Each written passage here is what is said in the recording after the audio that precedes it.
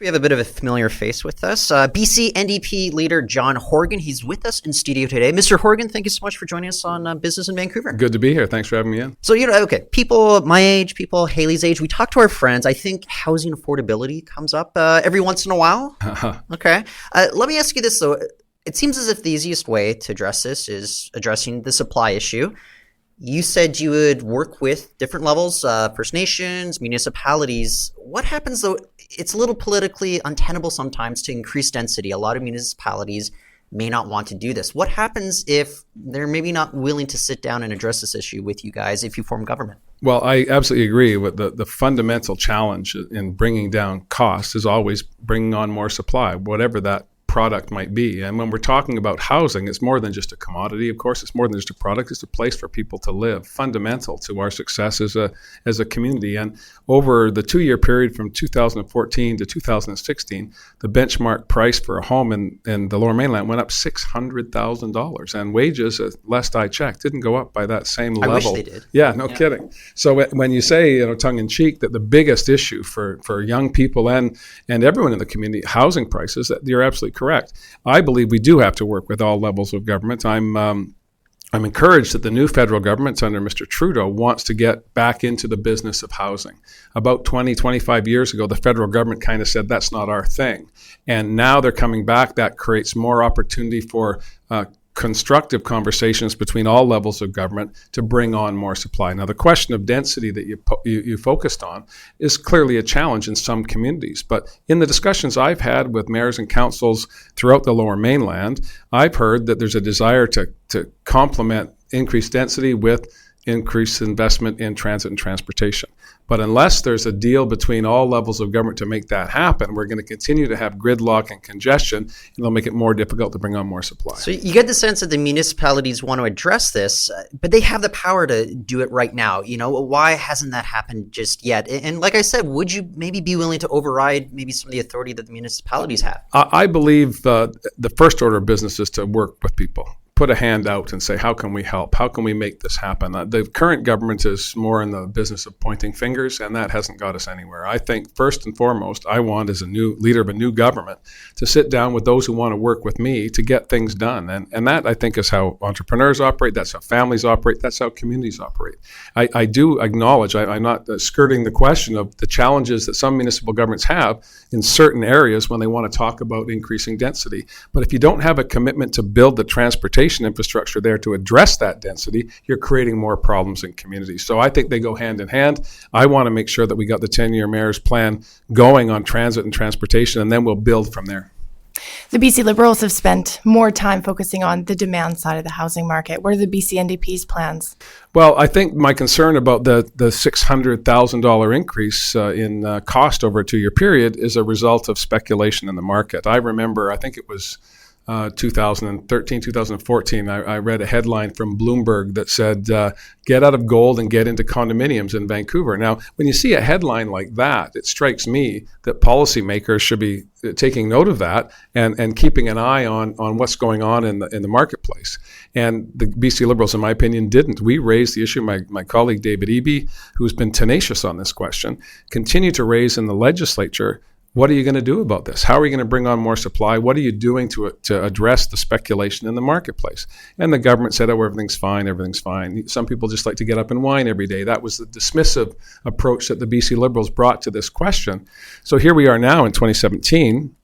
We still have a significant challenge with respect to speculation. The foreign buyers tax that the Liberals brought in has loopholes as big as the Massey Tunnel to drive through. So it's not stopping the speculation. It's not bringing on new supply. It's dampened activity in the marketplace for a period of time, but that's starting to rebound now. And the challenge I believe we have is we want to make sure that there are solid, fixed ways to stop the speculation. And we've got plans for that in consultation with economists at UBC and SFU. We put forward ideas about taxing property, not on a transfer basis, as the Liberals have proposed, but annually. So if you're not paying income tax in British Columbia, then you're probably not living here, you're probably not investing here, you're probably not creating economic activity here. So that's a way to stamp out the speculation, or at least bring in more revenue from that speculation so we can build more supply. Our campaign platform calls for 114,000 new units, a range from market-based to not-for-profit to co-op housing. And I believe that sends a signal to communities, that sends a signals to investors that we want to bring on more supply. That creates more jobs in the private side, building those homes. And if you're doing that in concert with expanding your transit and transportation infrastructure, there's a boom of activity on the construction side, which will lead to a decline in costs over time. Well, I'm curious, you mentioned, Mr. Horgan, that you want to work with the mayors over their 10-year plan with regards to transportation. You're also putting out the idea, no bridge tolls. I'm curious, the mayors are also very interested in mobility pricing. If they came to you with that, is that something that you would consider? Because, I mean, if you get rid of these bridge tolls, I don't know how you balance that with mobility pricing. Well, the two bridges that now have tolls on them, the Port Mann and the Golden Ears, are not meeting capacity. People are avoiding those bridges because they can't afford to pay the cost. And that's as a result of increased costs, affordability, broadly speaking, across the region. We touched on housing, but hydro rates, ICBC rates, tuition fees, costs for K-12 school supplies. Families and individuals are being hit almost daily with new costs, new increases, almost $1,000 a year for families, more than they were paying in 2001 for these so-called non-tax items. But they're hidden taxes at the end of the day, medical services premiums being another one. So what we want to do is make it fair. There are no other places in British Columbia where tolls are being paid. The Sea to Sky Highway, which was a public investment, a significant public investment, no tolls being paid. Bridge in Kelowna was built, no tolls being paid. The Island Highway on Vancouver Island, built now some 20 years ago, no tolls being paid. So it's a fairness question. Every piece of public infrastructure, save the Coquihalla, which was the first and what I thought would be the only tolled highway in British Columbia, every other piece of infrastructure is paid for by all British Columbians, and you amortize the costs of that over a longer period of time. I believe that's the way to proceed, and I'm going to work with the mayors when they come forward with their plan and see how we can make it work. They have to pick up about 20% of the cost of these expansions over the life cycle of that infrastructure, and I'll wait and see what they bring forward before I make a comment on it. But no bridge tolls, I mean, doesn't that just automatically mean more traffic on those bridges? Well, it's not just traffic; it's transit as well, and electric cars need bridges as well. But transit's not paying for bridge tolls, though. They're not going to be obligated to pay these bridge tolls. But what I'm saying is that if you build this infrastructure and it's underutilized, then why did you build the infrastructure? We should have replaced the Patella Bridge far sooner than we replaced the Port Mann. The Port Mann was a significant expenditure, and we could have amortized it over the life cycle of the project, as we've done with every other piece of infrastructure in British Columbia's history. But the BC Liberals chose not to do that. And it's penalized one group of people unfairly, people living south of the Fraser. I want to make sure that everyone can move around freely. And again, we have a climate action plan that's going to be aggressive on transportation, and that means making sure that we're bringing on new infrastructure so that we can move people around more effectively. And as we bring on new transportation methods, whether they be hybrids or electric vehicles, you're still going to need bridges to move people around. So it's not a disincentive to reduce carbon footprint. It's an incentive to move people more effectively, which also helps goods and services. It's not just about commuters. It's also about making sure that we can get goods to ports, to other markets overseas. In that theme about creating infrastructure that's needed, would your government move forward with a 10-lane replacement bridge over the Massey Tunnel? It's not in the mayor's plan. I believe this is a vanity project, quite honestly. It was announced almost days after the 2013 election. I can remember I go that route often to get to my home on Vancouver Island on BC ferries. And I can remember just days after the 2013 election, the signs went up saying, big bridge coming here in 2017. And it's like, well, what's the business plan for that? Who made those decisions? Why is this the solution? And has there been any consultation with communities? All of those questions that one would want to ask on a $3.5 to $4 billion investment were not made. And the Premier and the BC Liberals continue to want to push this one solution when we could take that revenue and spread it throughout the region and make sure we're addressing concerns in every corner. Only one mayor in the Mayor's Council supports this, and I believe that's not a consensus where I live, and it's not a project that they support, so I believe we can look at other solutions to addressing congestion there. And again, as a Vancouver Islander, I see that when I'm on the ferry all the time. So it's not like I don't understand there's a problem there, but I don't believe this is the solution to that problem. One of the sore spots I still hear from businesses, it just seems like something out of a different age, but the hybrid PST-GST system that we have, regardless of how you feel HST was brought in, virtually all economists here in British Columbia say it's good, though. It's something like this, something like a value-added tax, which BC Liberal leader Christy Clark said that they would not consider. Would you ever consider something like a value-added tax in the future here in British Columbia, no matter how politically unpopular it might be? I believe Christy Clark said yes, then she said no, then she said maybe, then she said yes, then she said, well, wait a second, is this not going to help me?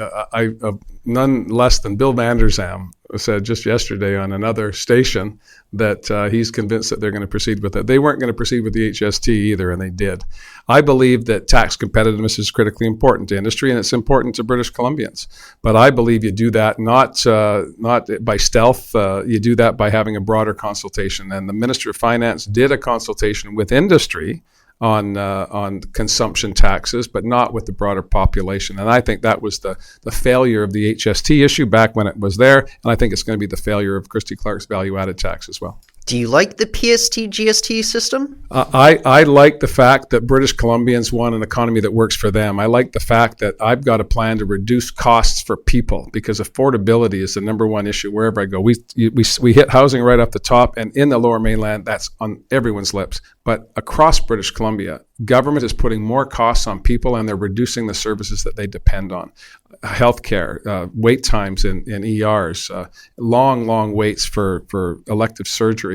Wherever I go, I hear from people that they're frustrated that the British Columbia that they thought they lived in is not the British Columbia that they have. And they blame the BC Liberals for that. 16 years of neglect of the services that they depend on, and an economy that's working for some but not working for everybody. Some people having 2 and 3 jobs to get by when the Premier has 1 job and she gets 2 salaries. That frustrates people. And I want to focus on making sure that I'm improving people's lives, and that's my primary focus in this campaign.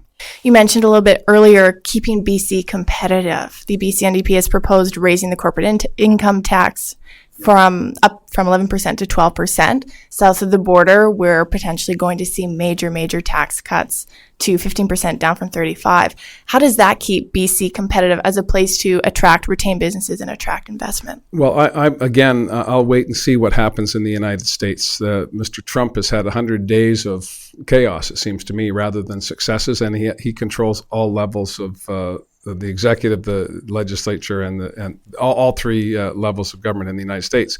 I'm more concerned about our competitiveness with our neighbors here in Canada. And the increase in corporate income tax will put us in line with Alberta, Saskatchewan, and Manitoba. I believe that's where we should start. We'll wait and see what happens in the United States. I'm more concerned in terms of the United States and our relationship when it comes to trade. Softwood lumber, of course, the highlight and the imperative right now. And I believe there are a whole host of other cross-border issues that complement each other and demonstrate that Canada and the United States and British Columbia have had long-serving relationships that benefited us all. The Columbia River Treaty is up for renegotiation, for example. Absolutely critical to the United States, less critical to us. So we have issues that we can bring to bear in a negotiation on softwood. And I tend to focus on how do we continue to have a positive trading relationship with the United States while we diversify our trade to Asian markets. Being in a diverse, dynamic, multicultural community, we have tremendous opportunities to trade around the world. Our population lends itself to that. Our proximity to Asian markets, whether it be through Prince Rupert or the Port of Vancouver, is a tremendous opportunity for us. And I'm excited about those issues. What happens with Mr. Trump and the tax rates in the U.S. is a little concern to me right now. We'll wait and see what happens with that. I believe we'll be competitive. A 1-point increase is modest, and it puts us in line with other jurisdictions. Well, Mr. Horgan, you're in the home stretch now, and I want to thank you so much for joining us on Business in Vancouver. I really enjoyed it. Thanks very much. That's BC NDP leader John Horgan. You're listening to Business in Vancouver. I'm Tyler Orton. And I'm Hayley Woodin.